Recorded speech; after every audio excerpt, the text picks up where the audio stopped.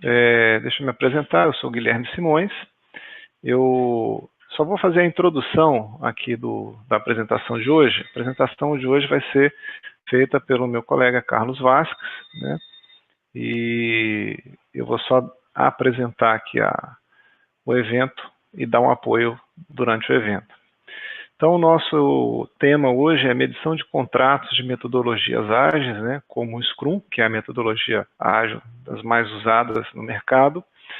Esse é um evento mensal, a gente promove o webinar mensalmente, todo mês tem um tema novo que a gente está abordando, e é um evento que a gente tem uma duração aproximada de 1 hora, onde durante o evento a gente vai fazer a explanação do assunto e deixar uma parte final do evento para as perguntas. Você não precisa esperar o final para fazer pergunta, você pode escrever no chat, igual todo mundo está escrevendo aí, boa tarde, né? Boa tarde para quem está chegando agora. E, ao final, os 15 minutinhos finais, mais ou menos, a gente separa para fazer essas perguntas. Então, você não precisa esperar o final, não. A gente sempre sugere que você faça assista ao evento usando a conexão de internet de banda larga, né, preferência por cabo, para ter mais estabilidade de rede, evitando você rodar ou fazer download de alguma coisa enquanto está assistindo o evento, para não ter interrupção, né? Se a gente experimentar alguma interrupção que for generalizada, provavelmente a gente fecha o webcam e segue só com áudio, né?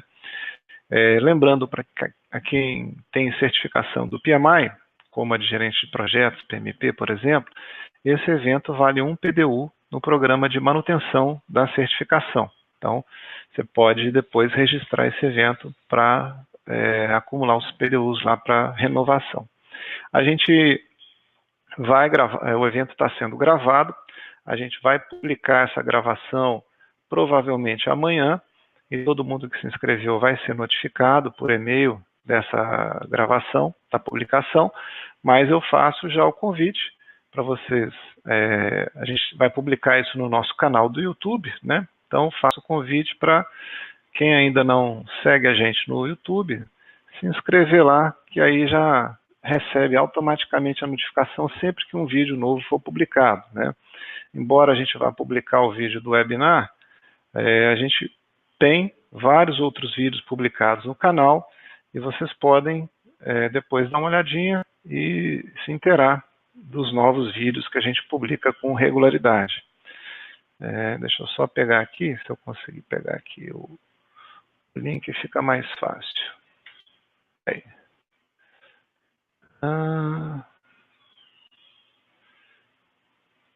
Já passo o link direto aqui no chat para quem quiser se inscrever. Já deixo aqui.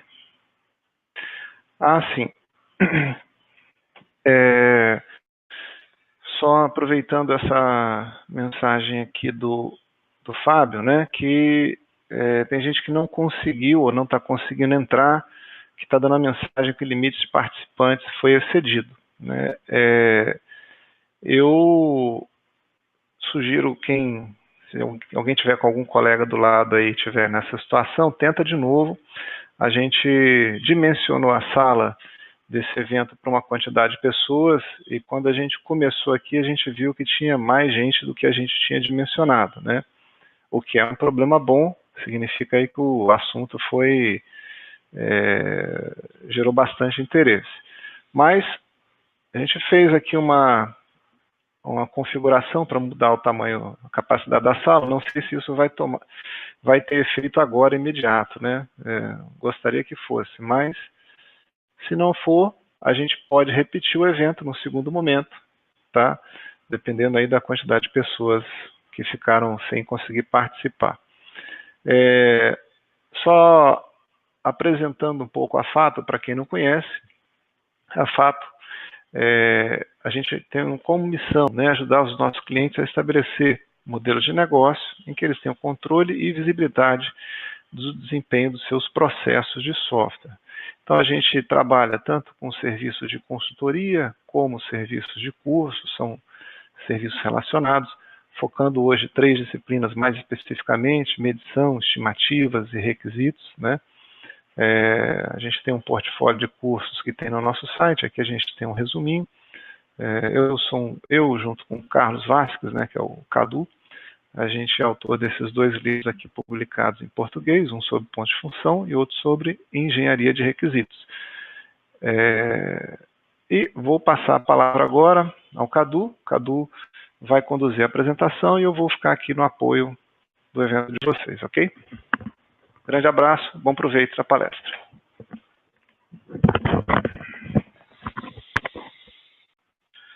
Olá, boa tarde. O objetivo dessa apresentação é comentar sobre a questão da contratação num contexto de desenvolvimento ágil, né? Essa questão de agilidade hoje é uma tautologia, né? Tem verdades que são tão necessárias que se tornam universais, né? Por exemplo, não conheço uma pessoa que se coloque como a favor da corrupção, né? Todo mundo é contra a corrupção, ou pelo menos assim as pessoas dizem, né? E a agilidade no ambiente do desenvolvimento de software e mais recentemente até fora dele, né? Então a questão da agilidade transcende até a questão do desenvolvimento de software e entra também em como as organizações são organizadas. Quem diria, né? A lógica Lean, a questão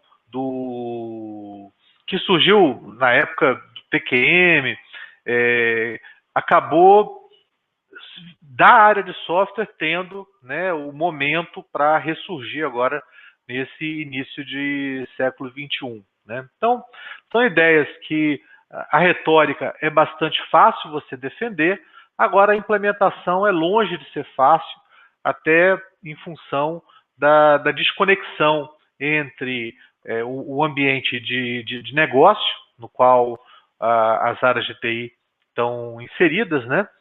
E o ambiente da TI. Aqui a Karina, ela está falando que tá sem som. Tem mais alguém sem som? Perfeito. Então, o que eu pretendo deixar mais claro é como que as métricas de software, análise de ponto de função em particular, ela se inclui no contexto da contratação do desenvolvimento ágil, ainda que a maior parte das iniciativas que a gente tenha contato, elas são remuneradas em time material, time sheet, apropriação de horas, ou então, mais grave ainda, né, disponibilizar posições de trabalho. Colocar em perspectiva qual que é o papel da análise de ponto de função em comparação com esse esquema de posições, horas, ou até mesmo algumas métricas propositalmente, entre aspas, porque, como a gente vai ver, Story Points não é uma métrica de produto, é uma métrica de esforço, na verdade, né? Começando esse assunto por nós inserirmos o fenômeno da agilidade num contexto assim mais amplo, traçar um paralelo com um contexto mais amplo. Eu coloco aqui em pauta 3 eventos que tiveram um papel assim preponderante de cumprir um marco simbólico de transição, né? O mundo caminhava em um determinado sentido e esse marco, ainda que não seja um marco de causa, né, é um marco simbólico que delimita essa transição. É o ápice de uma transição a partir da onde a gente começa a observar algumas mudanças, né? O primeiro desses 3 marcos, é a queda do Muro de Berlim. A queda do Muro de Berlim teve um efeito simbólico de que soluções orientadas a um globalismo, soluções orientadas ao indivíduo se posicionar como membro de uma sociedade, fracassam em comparação a cenários onde o indivíduo é tido como um referencial independente dessa sociedade, ou o mais independente possível dessa sociedade na qual ele se insere. Então, com a queda do Muro de Berlim, em 89, a gente tem o surgimento, né, ou um momento de transição dessa lógica para uma lógica mais centrada no indivíduo, né? E, em contraponto a esse evento de 89, a gente teve em 2001, perdão, ou seja, cerca de 12 anos depois, um outro evento de proporções assim simbólicas, monumentais, que foram os atentados de 11 de setembro, onde a gente percebe que essa lógica, né, de orientação a um indivíduo dissociado da sociedade, onde essa lógica do globalismo, da nação, do Estado-nação, né, em comparação a um globalismo, não funciona bem. E a gente percebeu, a partir de 2001, a mudança que o mundo teve a partir desse marco. E isso seguiu até cerca de 2008. Em 2008 a gente teve um outro evento aí de proporções dramáticas, que foi a crise do subprime, que, na minha opinião, culminou 8 anos depois com a eleição de Trump como presidente dos Estados Unidos, né, mostrando um novo ponto de inflexão, um novo ponto de mudança em relação a essas tendências. Então a gente percebe que a evolução da humanidade não é uma evolução em linha reta, né? É uma evolução seguida de fluxos e contrafluxos.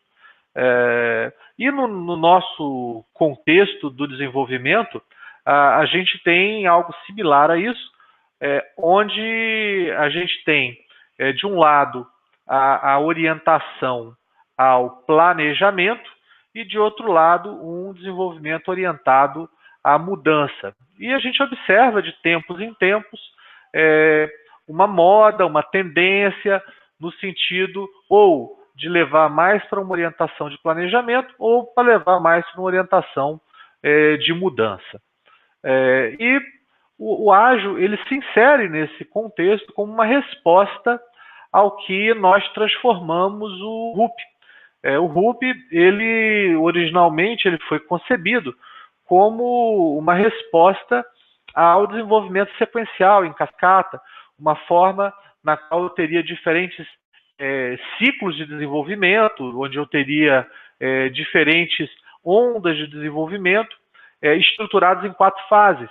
E algo que permitiria um desenvolvimento ágil, desenvolvimento entregando resultados cedo, né, acabou se tornando um monstro de processo, um monstro de burocracia, uma metodologia centrada em artefato, né, o artefato pelo artefato.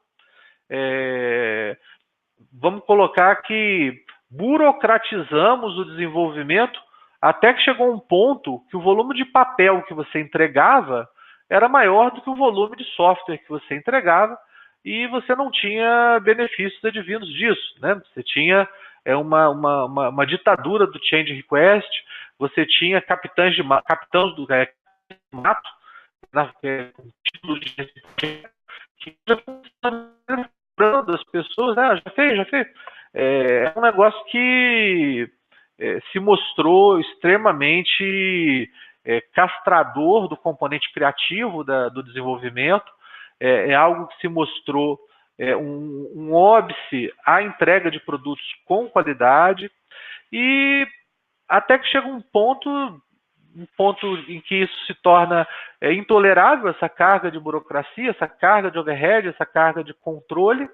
O controle, ele deixa de ser um meio e passa a ser um fim, e a gente começa a ter o reverso da moeda. A gente tem o desenvolvimento ágil, e a gente percebe, visitando algumas organizações, que esse hashtag ágil, ele surge, no fundo, para esconder a antítese do que a gente estava falando. Você tem, na verdade, uma falta de comprometimento com economicidade, uma falta de comprometimento com eficiência, e você trabalha como se trabalhava na alocação de horas há 10 anos atrás, o que pode funcionar, mas é algo que funciona com grupos específicos de indivíduos numa janela de tempo também bem definida. Você acreditar que isso no longo prazo é algo assim que funcione, é algo assim ingênuo na minha avaliação. Então, o que a gente tem assim em termos de ágil, né? Como meta, como o que deve se buscar. Indivíduos e interações sobre processos e ferramentas. Os processos e ferramentas continuam existindo, só que a prioridade são as pessoas, né, e as interações. Colaboração com o cliente sobre a negociação contratual, né? O mesmo também vale sobre a negociação contratual. Aqui tem várias pessoas comentando sobre a questão do som. São várias pessoas aqui que estão comentando. Guilherme, tem alguma sugestão do que deva ser feito? Só um momento aqui que o Guilherme vai...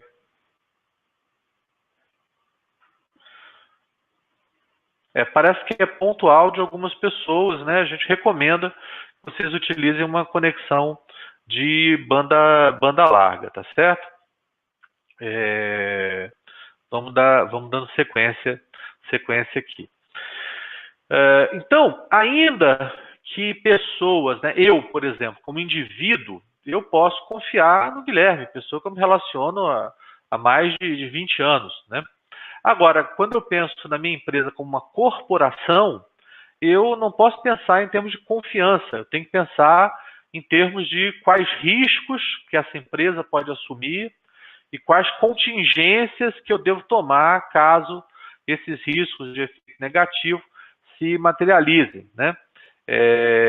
Ou seja, os processos e a negociação contratual, eles existem por um motivo, né? E o motivo é exatamente estabelecer de forma clara como vai ser essa distribuição de riscos e utilizar essa distribuição de riscos como um agente fomentador da qualidade, um agente fomentador da economicidade, um agente fomentador da transparência, né? Então, ainda que as equipes se auto-organizem e não se justifique o investimento num gerente de projetos, né, alguém, na verdade, cuja principal função acaba sendo o de capitão do mato, num contexto de planejamento muito estrito. Mesmo que eu não esteja nesse contexto, mesmo que eu não tenha essa figura de um capitão do mato, eu tenho a figura de um dono, né? Alguém que eu tenho que prestar contas para avaliar se aquele dinheiro, se aqueles recursos que estão sendo investidos correspondem aos interesses, correspondem ao que ele determinou. Quando eu falo dono, esse dono não necessariamente é uma pessoa, né? Esse dono pode ser um governo, esse dono pode ser uma assembleia de acionistas, esse dono não tem a figura de um gerente, né? Esse dono tem a figura de um acionista, vamos dizer assim. Então, quando a gente fala de desenvolvimento ágil, a gente vê alguns princípios, né? Então, aceitar a mudança de requisitos, mesmo no fim do desenvolvimento. Processos ágeis se adequam à mudança, para que o cliente possa tirar vantagens competitivas. Contínua atenção à excelência técnica e bom design, né? Aumenta a agilidade, ou seja, eu fazer um desenvolvimento com uma arquitetura robusta, uma arquitetura que não seja a lógica do codifica e remenda, né? que eu não esteja trabalhando com codificadores que trabalham a partir do feedback de um arquiteto. Até porque eu não tenho essa divisão, essas especialidades. Eu tenho que ter desenvolvedores proficientes, não só na programação em uma linguagem, mas também na arquitetura, mas também em testes, né? Profissionais que sejam multidisciplinares nesse sentido e que também, por que não, tenham boas práticas, treinamento, qualificação em requisitos, porque todo o trabalho de detalhamento do comportamento dos requisitos originais está na mão da equipe, né? Então, é importante a gente colocar que esse princípio, né, seguir esse princípio, exige um nível de qualificação, um perfil de profissional diferente do perfil de profissional que fica só naquela caixinha daquelas especialidades. No entanto, esse sujeito ele tem que ser um cara que domina essas especialidades. Ele não é um especialista exclusivamente naquela especialidade, mas ele domina um conjunto de especialidades que permite a ele entregar um produto de qualidade, tanto de produto quanto de projeto, né? E por fim, as melhores arquiteturas, requisitos e designs emergem de times auto-organizados, ou seja, a própria equipe ela consegue se organizar, né? Nesse momento eu me lembro daquela frase célebre do Homem-Aranha, né? Com grandes poderes vem grandes responsabilidades. Na verdade, essa frase se eu não me engano, é do FDR, né? Um presidente americano.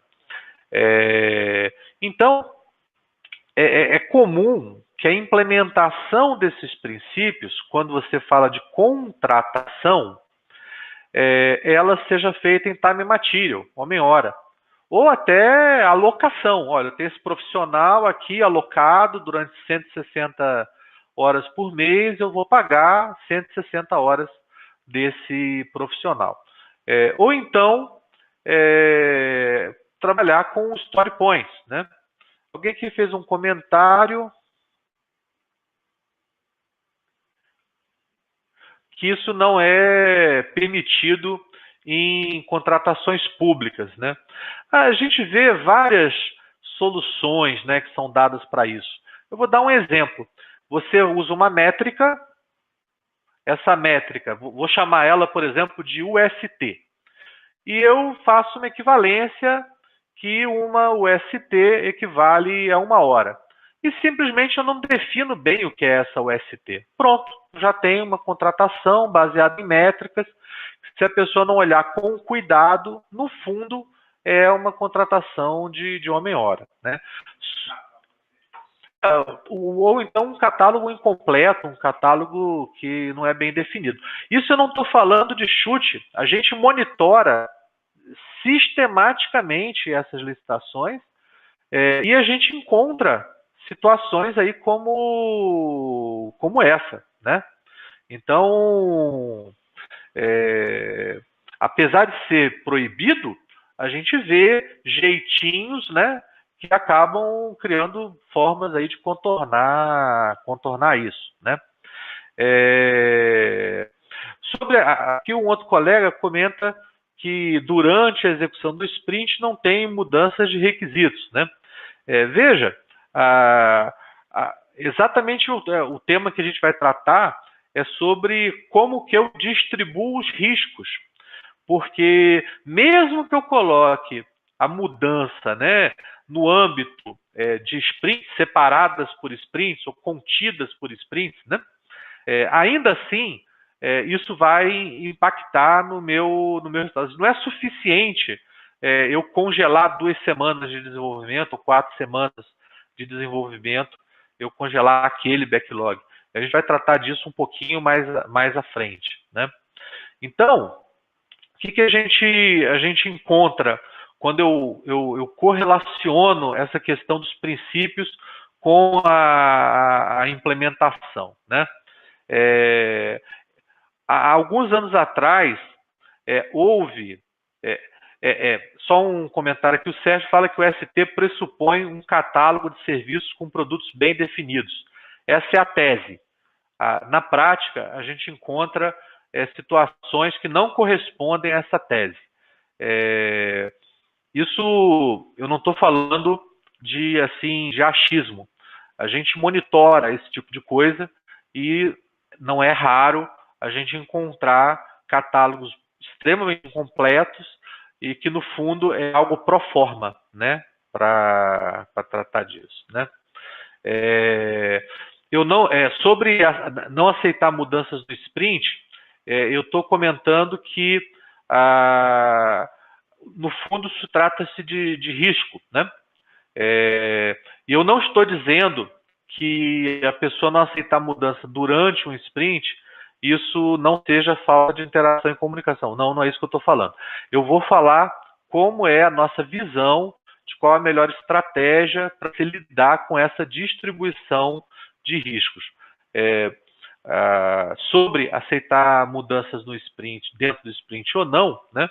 Dentro de uma janela de 4 semanas, o comum é que isso seja exceção e não regra, né? Normalmente, as mudanças surgem entre os sprints após um processo de experimentação, feedback e aprendizado.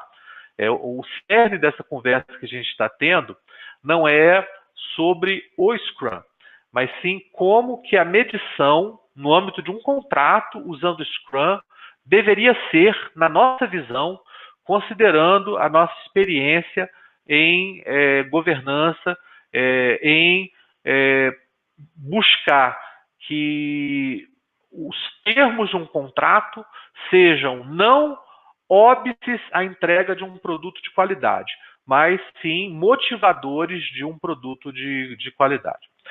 Então a gente percebe que quando a gente vê a relação entre os princípios e a implementação do desenvolvimento ágil num contrato, a gente percebe um fenômeno que a gente percebia há 20 anos atrás, quando um ministro do TCU cunhou o termo paradoxo da produtividade.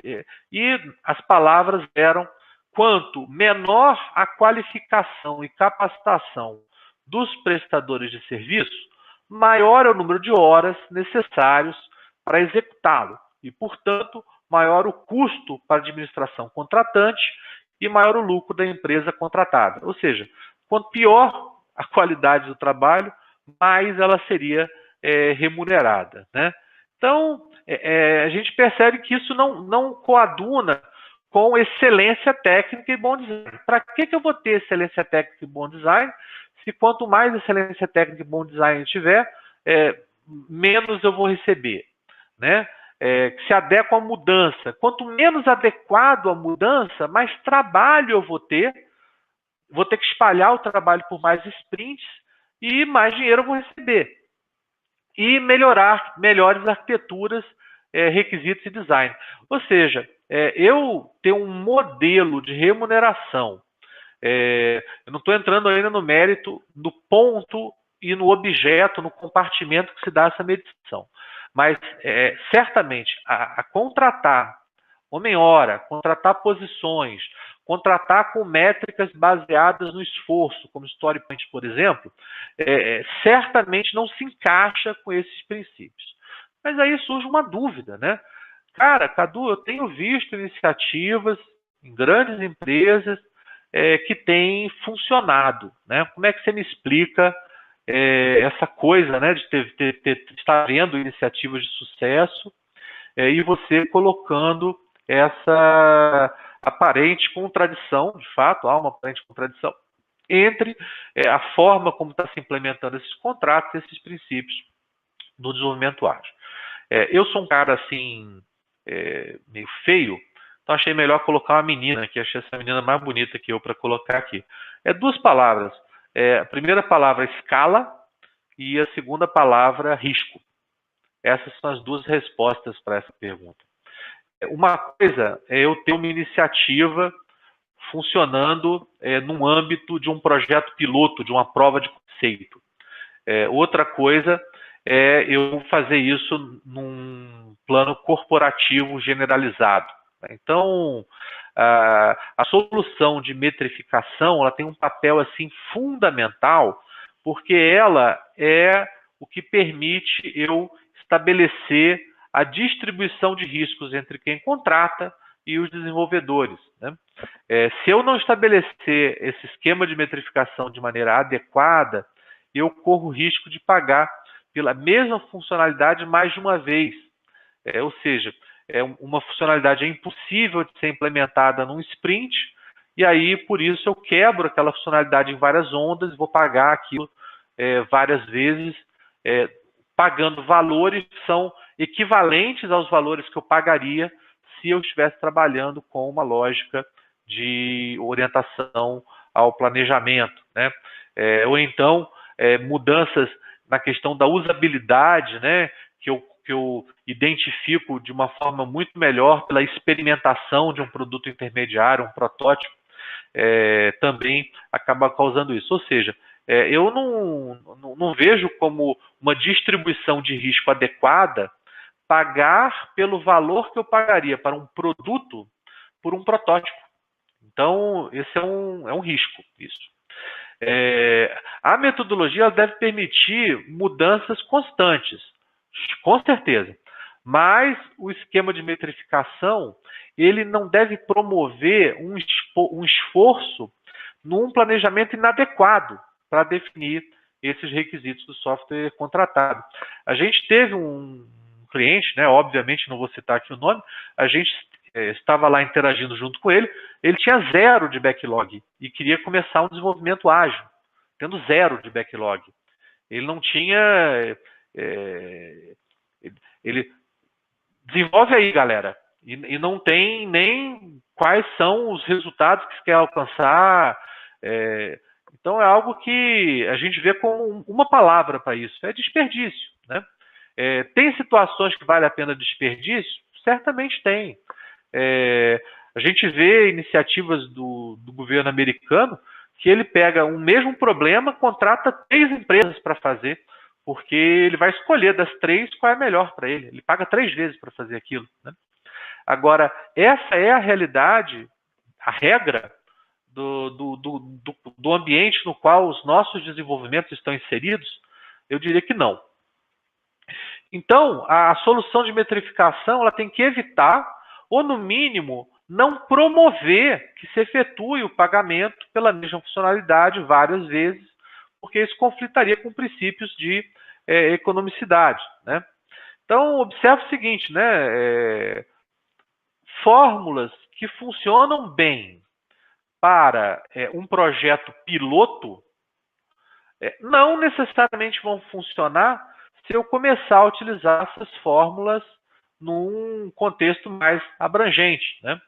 Um risco bastante presente é o risco do escopo. Se você pegar a mitologia judaico-cristã, você pega lá que faça-se a luz. Então, Deus disse faça-se a luz, gostou, achou legal. E aí eu vejo muitas iniciativas de desenvolvimento ágil dessa forma.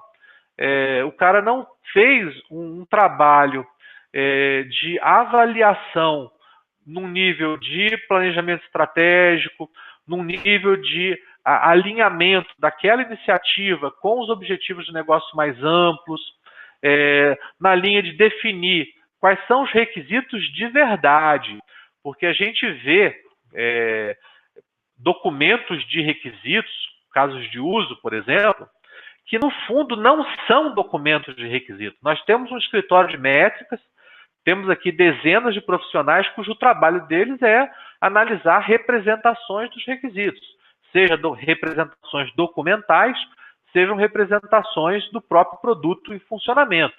E um dos trabalhos principais que se faz nesse tipo de atividade é segregar o que é requisito do usuário do que é solução de arquitetura, do que é solução de design.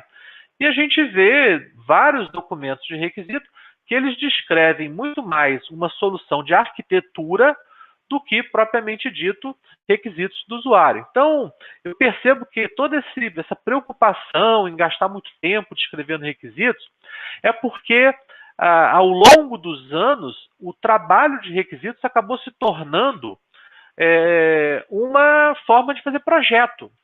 E o motivo disso é porque eu não quero arcar com as mudanças, que não são mudanças, no fundo, são refinamentos, né, de como é a arquitetura, refinamentos de como é a questão da usabilidade. É um risco que já está dentro do custo do desenvolvimento, e eu quero transferir isso para o cliente. Como é que eu faço isso? Eu escrevo um documento de requisito como se eu estivesse desenhando um protótipo. E aí, com isso, eu elimino, né, ou penso que elimino a experimentação, o feedback, o aprendizado de uma prototipação, mesmo quando eu utilizo abordagens como UP, por exemplo. Então, eu percebo que ao longo dos anos, esse trabalho de requisitos acabou sendo, eu vou usar o termo prostituído pela falta de um termo melhor. No fundo, se pegou um trabalho que era um trabalho muito mais próximo do negócio, um trabalho que era muito mais próximo do desenho de processos, um trabalho que era muito mais próximo da análise de negócio, e se levou esse trabalho para um plano muito mais próximo do desenho de tela. E por causa disso, a gente vive uma série de reticências quanto a trabalhar com requisitos. Então, isso é uma avaliação minha, né? Fruto dessa dinâmica, a gente tem situações onde a gente começa um desenvolvimento tal qual Deus falou, faça-se a luz, né? E ali eu tenho já um product backlog para começar a fazer o meu trabalho. E isso não é uma verdade. Isso, no fundo, introduz um nível de retrabalho, um nível de desperdício incompatível com o que poderia ser feito se você explorasse num nível mais alto, né?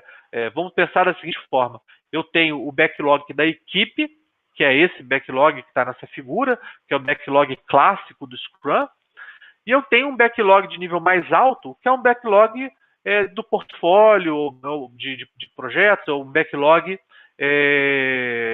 de um nível mais próximo do planejamento estratégico, mais próximo de um nível tático estratégico. Então, o modelo de contratação ele tem que promover que haja um trabalho prévio de estruturação do escopo daquele desenvolvimento.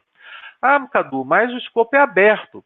Cara, uma coisa é escopo aberto, outra coisa é você começar o trabalho sem ter uma necessidade claramente entendida, sem você ter no nível dos requisitos o que seria transferido de uma pessoa para a minha solução, né? Então, ainda que eu não tenha um escopo no nível de transação de sistema, né, definido, eu preciso ter uma fronteira em termos da interface homem-máquina, em termos da interface entre a minha solução e o ambiente no qual ela se insere. Se você não tiver isso, o nível de retrabalho que você vai ter vai ser extremamente alto e desnecessário, um desperdício, basicamente. Principalmente porque no Scrum você pega as coisas que são mais difíceis e você resolve. Como é que você resolve? Você tira da metodologia. Então, aquele trabalho no qual você precisa, ainda mais no ambiente corporativo, escutar dezenas de pessoas, um fala uma coisa, outro fala outra coisa, no fundo eles estão falando a mesma coisa, tem um terceiro que... Todo esse trabalho de resolver esses conflitos, né? O Scrum ele fala, o Product Owner ele é o ponto focal para fazer isso. Mas ele não entra no mérito como o Product Owner vai atuar nisso. E quando eu faço a contratação de software, pelo menos no Brasil, eu não faço a contratação de uma fábrica de código. Codificou, está pronto. Quando você faz uma contratação de uma fábrica de software, o que você contrata, normalmente, é uma solução que vai desde o entendimento da necessidade até a entrega do software funcionando e o suporte operacional durante um período, né? Sua transição para produção. Então, o normal, o comum dos contratos que a gente tem, não é uma fábrica de código, mas sim uma fábrica mais abrangente. E nesse contexto, a responsabilidade por refinar esse backlog não pode ser exclusivamente da contratante, né? Dependendo da qualidade do Product Owner que eu tiver mobilizado nesse desenvolvimento, dependendo da qualidade, da vivência, da experiência dos developers. Eu tenho níveis de desempenho que são 4 vezes o pior caso e o melhor caso, 4 vezes de diferença em termos da produtividade dessa equipe. Eu sei que no desenvolvimento ágil, o que eu busco é o retorno sobre investimento. Eu sei que no desenvolvimento ágil, o que eu busco é a eficácia. Agora, o que a gente tem de realidade nos dias atuais é que eu não busco um sócio. Eu não quero que uma fábrica de software receba, por exemplo, 10% do que eu economizar com esse sistema. Não é essa a lógica. A lógica é que eu quero contratar uma equipe que tem um compromisso com produtividade, que eu não precise ficar investindo com treinamento, com formação, que eu possa compartilhar aqueles recursos com o mercado e não só recursos que sejam dedicados, empregados meus, né? Então, essa é a lógica. Então, a gente percebe que no nosso contexto, contexto brasileiro, eu não contrato alguém para fazer uma programação de uma especificação. Eu estou contratando, na verdade, alguém para resolver um problema meu. E ele é parceiro nisso. Ele tem responsabilidade nisso, né? Então, aqui um colega coloca sobre mudanças em leis, mudanças no ambiente, né? Uma coisa é certa, existem as mudanças no ambiente e existem mudanças de ajeitar um campo na tela. Existem mudanças de ajustar a responsividade de um sistema a um ambiente móvel, um ambiente de web. Existem mudanças que são o descobrimento de qual subconjunto de tarefas, até então executadas manualmente, que eu devo transferir para um produto de software. Isso não é mudança, isso é refinamento, né? Quando eu tenho mudanças que são externas ao ambiente de desenvolvimento, isso vai surgir de uma maneira, o tratamento disso, né, vai surgir de uma maneira natural, como o que eu vou, com essa solução que a gente vai propor daqui a pouquinho, tá certo? Eu não vejo a figura de um GP num desenvolvimento ágil, né? Um gerente de projeto no desenvolvimento ágil, ele, no meu entender, ele é desnecessário, porque a equipe ela tem que se auto-organizar. Então, Scrum Master, Product Owner e equipe, elas se organizam conforme a priorização do cliente. O gerente de projeto ele entra num nível superior nesse contexto, não como capitão do mato, mas sim no sentido de ajudar na priorização, tá certo? Então, mas a resposta para essas perguntas, eu acredito que vão surgir nos próximos slides, tá certo? Então, esse ponto que eu falei aqui é sobre a abrangência da contratação do desenvolvimento ágil e o escopo de responsabilidade da fábrica de software nessa contratação. Uma métrica que é bastante utilizada no mundo ágil é o Plan Poker, onde a gente produz dias ideais ou pontos de história para cada história do usuário, que é uma representação da arquitetura e dos requisitos. Como assim, Cadu? História do usuário é uma representação da arquitetura? Sim. A partir do momento que eu coloco decisões sobre que não sejam relativas, né, a tarefas e serviços do usuário, mas sim como essas tarefas e serviços vão ser implementados em software, eu estou discutindo, na verdade, arquitetura, né? História do usuário também é um documento de projeto. Então, eu tenho projeto, eu tenho produto, requisitos do produto e tenho arquitetura do produto. A história do usuário representa essas três coisas. Quando uma história não cabe num sprint e eu a decomponho, por exemplo, faço um splitting, né? Implementando apenas um cenário, isso é uma decisão de projeto. Porque não coube num sprint, eu peguei uma história e a splitei, subdividi, pegando um cenário para implementá-la num primeiro sprint. Isso não é uma decisão de produto, uma decisão de projeto. Então, a história do usuário, ela mistura arquitetura, mistura projeto, mistura produto, num estoque de coisas a fazer, né?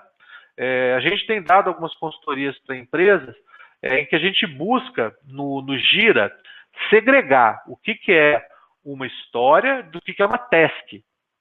Porque se eu misturo requisito com tarefas, eu bagunço todo o meu trabalho aí de transparência, de governança para os níveis mais altos da organização. Então, o Planning Poker trabalha em cima desses elementos, que são elementos que não é só requisito. É requisito do produto, é projeto e é também arquitetura. E aí a equipe, ela vai dando pontos de história para aquele elemento, para aquele item de backlog. Mais uma vez, não é só requisito do produto, mas também do projeto e de arquitetura. Esse trabalho tem um mérito. Qual que é o mérito? Se você perde uma estimativa para uma pessoa só, essa pessoa tende a ter estimativas enviesadas ao seu perfil. Aquelas pessoas que são viciadas em adrenalina, elas tendem a dar um prazo mais curto. Já aquelas pessoas que são mais conservadoras, gostam de ficar bem na foto, essas pessoas elas vão dar um prazo mais conservador. Então, o fato de ser um trabalho coletivo, né, tem o mérito de permitir uma discussão, tem o mérito de você considerar que objetos maiores têm certeza maior associada, por isso o uso da sequência de Fibonacci, né? E também reconhecer que tem coisa que você não consegue, o nível de abstração é incompatível com o que a equipe consegue lidar. Aquele requisito ainda está num nível de um épico, está num nível que não é um nível para ser atacado num sprint, tem que ter um refinamento melhor por parte do Product Owner, por parte do cliente. Então, o Poker Planning tem esses méritos. Eu vejo que os mesmos méritos seriam alcançados com horas. Existem muitas pessoas que defendem que não haja estimativa num ambiente de desenvolvimento ágil. Eu, particularmente, concordo com elas. Para um trabalho de 2 semanas, de 4 semanas, não preciso de métrica, não preciso de ferramenta, ou pelo menos não deveria precisar. Se eu estou precisando, é porque eu tenho um problema grave sobre esse assunto, né? Então, eu particularmente concordo com aqueles que advogam essa questão do no estimate. Afinal, a partir do instante que você dá um prazo, a partir do instante que você fecha um esforço, você está sentenciando aquilo a não acabar antes, porque o trabalho ele é que nem gás, ele tende a ocupar todo o espaço disponível. Então, eu entendo porque numa janela de 2 a 4 semanas você nem precisaria de uma métrica, de uma ferramenta para dar estimativa, né? Então, nesse mundo aí, o dia ideal ele equivale, é como se fosse uma UST, vamos dizer assim, só que você não tem o catálogo. Você coloca, olha, é o esforço que você idealmente gastaria se não tivesse ninguém te perturbando, se você não fosse interrompido, se você tivesse todos os recursos necessários para você fazer aquele desenvolvimento. E aí a velocidade ela é expressa em horas reais por dia ideal, né? Acaba sendo uma unidade de produto por causa disso.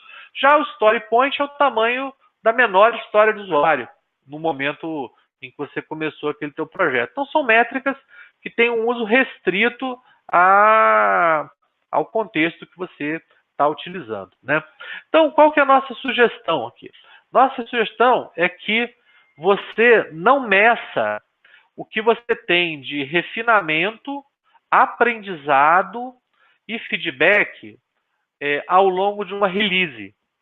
Então, você tem um conjunto de 5 ou 6 sprints, aí você libera aquele produto, faz uma release de uma nova versão daquele produto, e o que você tem de esforço com refinamento, feedback, aprendizado ao longo desses sprints, durante a release, isso não seja objeto de medição adicional.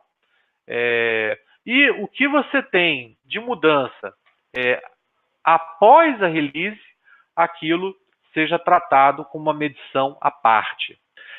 Bugs são bugs, têm que ser corrigidos. Eu não vou pagar alguém para corrigir um bug, né? Então, se tem um bug, que aquele bug seja corrigido. Se você surge, né, uma mudança, como que o colega colocou, né? Uma mudança numa lei, uma mudança no regulamento, né? Isso vai ser objeto de medição, porque é algo que não é fruto de eu ter profissionais que não foram capazes de elicitar de maneira ativa o que era necessário para aquele movimento. Então, nossa sugestão é que nós meçamos, usando métricas funcionais, o que é feito entre releases. Então, as mudanças que surgem num âmbito menor do que a release é uma mudança que surge da prototipação, porque, no fundo, o desenvolvimento ágil está intimamente ligado à prototipação. Isso motiva o quê? Isso motiva que a contratada tenha interesse em uma arquitetura robusta. Isso motiva a contratada a ter um código que seja modificado mais facilmente, não codifique e renda. Isso motiva que eu tenha profissionais qualificados em requisitos, porque com isso eu vou ter menor nível de retrabalho. Em última instância, eu consigo um equilíbrio entre os riscos que estão na mão da contratada e os riscos que estão na mão da contratante. E aí a gente tem diferentes métricas nesse contexto. No âmbito da equipe, cara, se a equipe quiser trabalhar com poker planning, story points, tranquilo, ela se autogerencia. Se a equipe não quiser trabalhar com story points, quiser fazer estimativas diretas, tranquilo, ela se autogerencia. Desde que, no plano da governança corporativa, esse autogerenciamento esteja sendo efetivo, né? Que as metas de produtividade nos níveis mais altos estejam sendo alcançados, que a organização consiga, por meio das métricas funcionais, prover respostas para perguntas como: em quais iniciativas eu vou investir os meus recursos? Eu nem uso o termo projeto. Eu vejo um futuro onde a gente não vai ter mais projeto, como a gente conhece hoje. Eu vejo um futuro onde eu vou ter produto e um produto sendo evoluído gradativamente ao longo do tempo até alcançar níveis superiores de qualidade, né? Não necessariamente estruturado na forma de um projeto. Então, em quais iniciativas eu vou investir os meus recursos? Quando que é necessário investir em tempo e dinheiro? Uma ordem de grandeza para eu poder fazer essa avaliação. Quais são as iniciativas mais importantes, né? Então, eu com as métricas funcionais, eu consigo mais facilmente abordar essas questões de nível da governança e consigo também, no nível mais baixo, um nível que eu chamo de tático operacional, entender as necessidades, resolver conflitos e estabelecer os requisitos de verdade, e não representação de projeto ou de arquitetura para o backlog, né? Então, eu vejo que tanto o Cosmic tem o mérito de poder ser utilizado em toda essa esfera, desde o nível assim do escovamento de bit até esse nível corporativo, né?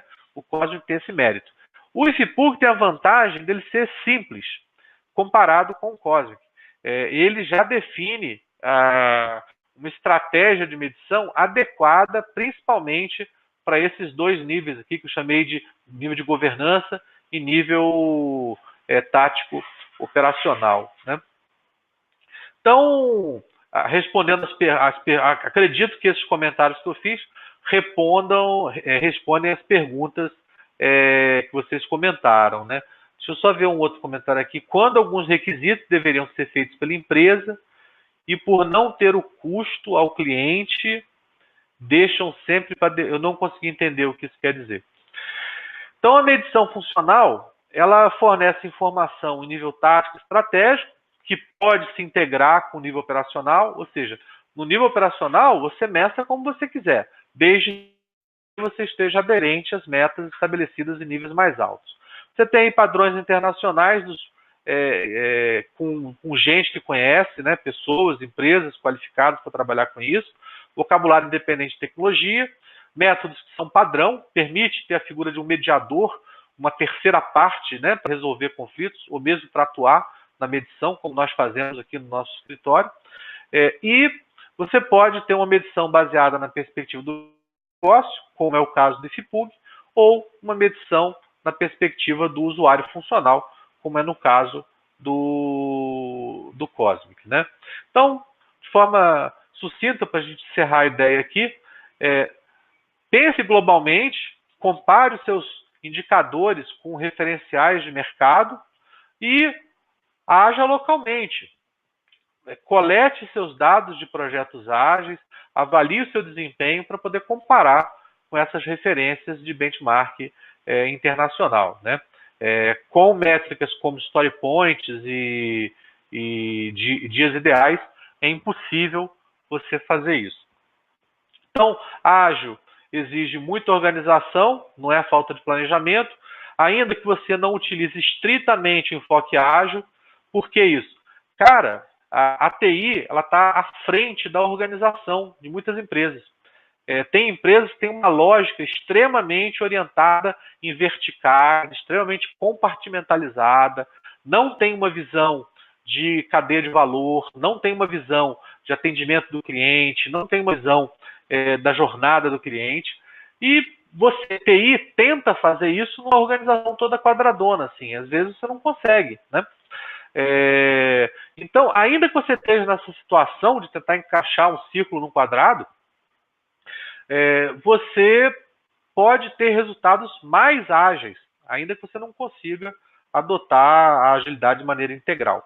E as métricas, elas são pivô, né, são um elemento aí fundamental para a gente conciliar um enfoque ágil com os objetivos de controles internos e externos que a gente hoje está tão acostumado.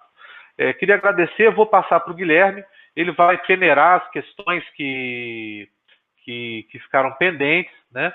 E a gente responde. Estou passando aqui para ele. Você conseguiu entrar? Preciso passar? Então liga sua câmera só. Tem um de paleta. Não, tô com... O Guilherme tá assumindo o controle aí, gente. 2 minutinhos que ele já vai aparecer.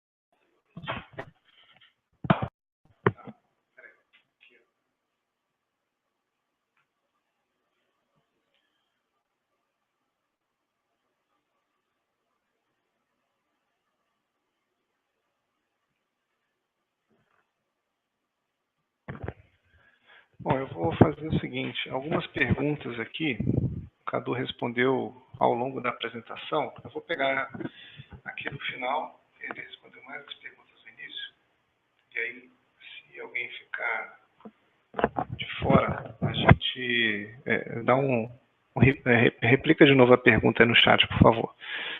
A última pergunta, sim, enquanto a gente vai fazer a sessão de perguntas, né, eu vou deixar aberto aqui um formulário de avaliação do evento, que aí vocês podem dar um feedback para a gente e dar sugestões que a gente possa abordar, né? Vai ficar aberto enquanto a gente fica nessa sessão de perguntas e respostas. A última pergunta aqui do Iago: em que cenário o Cosmic é a melhor abordagem que o IFPUG? Olha, no nosso cenário brasileiro, eu tenho dificuldade de apontar algum, por causa do grau de consolidação e maturidade que a gente já tem com ponto de função e IFPUG. A gente tem usado o Cosmic principalmente para serviços em países hispanohablantes, onde, da mesma forma que o IFPUG aqui tem essa tradição, no México, por exemplo, o Cosmic cumpre esse papel. Eu recentemente fiz o trabalho para uma empresa que era avaliar o uso do Cosmic para desenvolvimento ágil, porque o Cosmic ele tem uma granularidade mais fina que a do IFPUG. Ele mede movimentos. E aí, para eu medir as pequenas mudanças que vão surgindo entre os sprints, ou não tão pequenas assim, o Cosmic ele é mais fino. Só que a conclusão que a gente chegou é que seria controlar palito de fósforo, que com essa abordagem de você trabalhar com a medição a cada release, torna-se desnecessário medir de uma maneira tão fina como o que o Cosmic permite medir, né? Então, o Cosmic, no meu entender, ele seria uma alternativa para quem opta, né, por trabalhar com story points. Que entre trabalhar com story points e Cosmic, o Cosmic é muito melhor. Por quê? Porque ele não é uma métrica de esforço, né, ele é uma métrica de tamanho, e ele permite, como parte da sua definição, conciliar as estratégias no nível operacional com níveis mais altos, né? Então seria esse cenário aí, tá, Iago? Mas eu confesso que para a nossa realidade brasileira, ele só se encaixa se fosse uma situação como essa que eu acabei de comentar, né? Eu preciso de uma solução melhor do que story points. Eu só não vejo necessidade, eu não vejo problema que exige essa solução, entende? Qual o próximo, Guilherme? Acho que você falar aqui funciona. Bom, a próxima pergunta aqui é do Antônio Poiares. Ele fala assim: todo cliente quer saber quanto custará o software e quando será entregue. Levou muito tempo para que os clientes aceitassem a metrificação por pontos de função. Hoje usamos pontos de função para metrificar após levantar requisitos e entregar a especificação funcional. E após a entrega da especificação funcional, recontamos os pontos de função. A partir daí, passamos a entregar por sprints. O que você pode comentar sobre essa forma de trabalhar em fábrica de software? De certa forma, você acaba introduzindo um sequenciamento, né? Que primeiro eu vou definir tudo e depois eu vou fazer. Eu penso que a gente precisa aprender a lidar com a incerteza. Trabalhar com que previsões para o futuro são probabilidades. Trabalhar com, por exemplo, o cone da incerteza, onde a gente tem uma resposta para o quanto se costuma errar. Essa pergunta que você fez, ela é universal. A gente fez esse webinar também para o mundo hispanohablante e também surgiu essa pergunta. A resposta é: eu preciso aprender a lidar com a incerteza. É importante eu trabalhar monitorando a diferença entre o que eu estimo e o que eu entrego e projetar essa diferença no meu nos pontos em que eu preciso de estimativas cedo, no momento, como você falou, quanto eu vou gastar, quanto tempo vai gastar, né? Então, minha sugestão é que se trabalhe com as métricas funcionais, mas consciente de uma verdade que é universal. Eu tenho poucas certezas na vida, pouquíssimas. Uma é que eu vou morrer, outra é que toda estimativa está errada. E é um erro você apresentar uma estimativa como se fosse uma profecia. Então, ainda que o cliente não esteja preparado para a incerteza, você apresenta diferentes números para ele. Olha, esse aqui é uma estimativa que tem 90% de chance de não estar subestimado.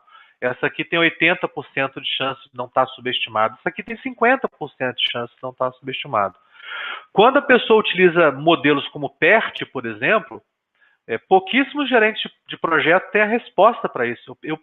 Sempre que eu conheço um gerente de projeto, eu pergunto para ele o que representa o resultado de um PERT. Ele fala, é o prazo para eu colocar no cronograma. Sim, mas o que isso representa?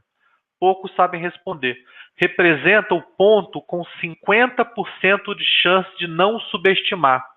Eu tenho 50% de chance de estar subestimado, 50% de chance de estar superestimado.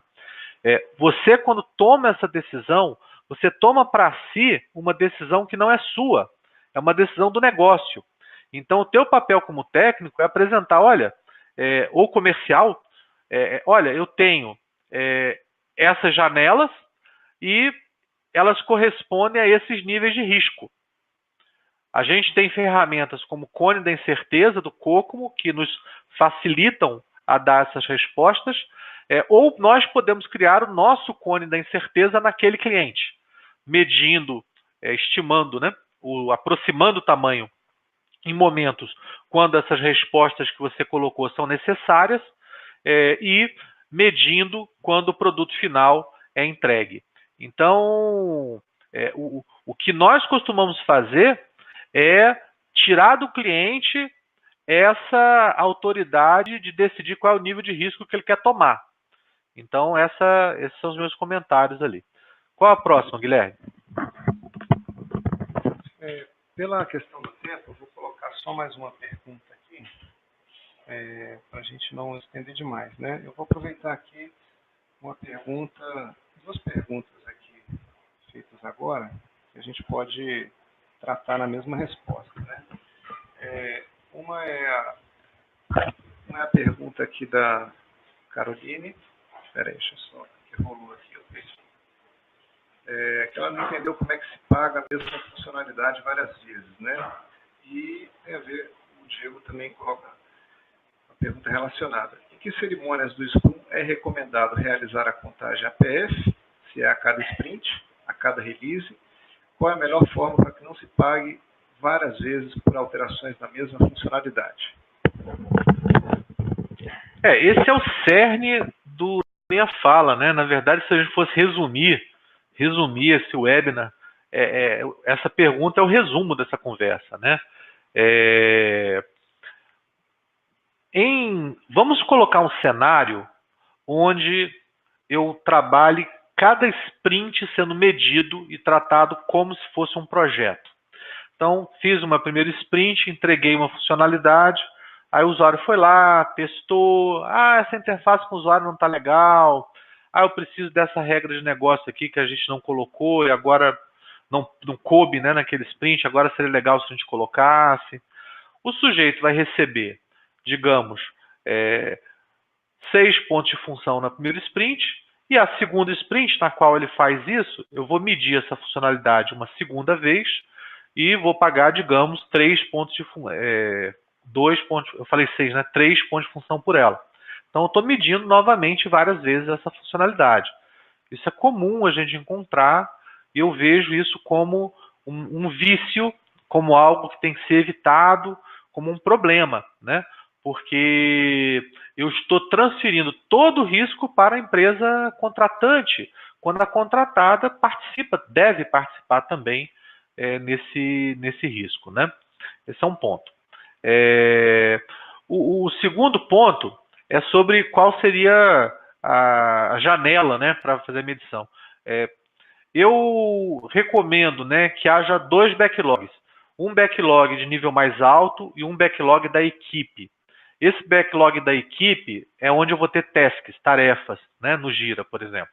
E um backlog de nível mais alto poderia ser, por exemplo, um Trello implementando um Kanban com requisitos funcionais num nível mais próximo, de abstração mais alto, mais próximo do processo. Eu atacaria em 4 ou 5 sprints uma nova release do produto que eu possa entregar para o usuário de maneira a ele já se beneficiar dela, propriamente dito.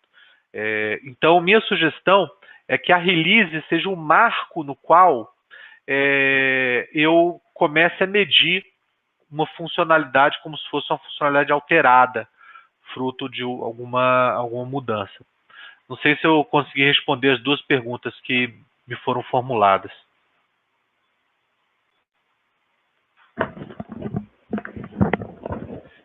Pessoal, antes da gente encerrar, só os seus contatos, Cadu, por favor. Vai fechar aqui o formulário de avaliação. O Cadu vai deixar aqui os dados de contato dele. Você quer estar em Volt, Guilherme? Você quer estar em Volt? Não, precisa não.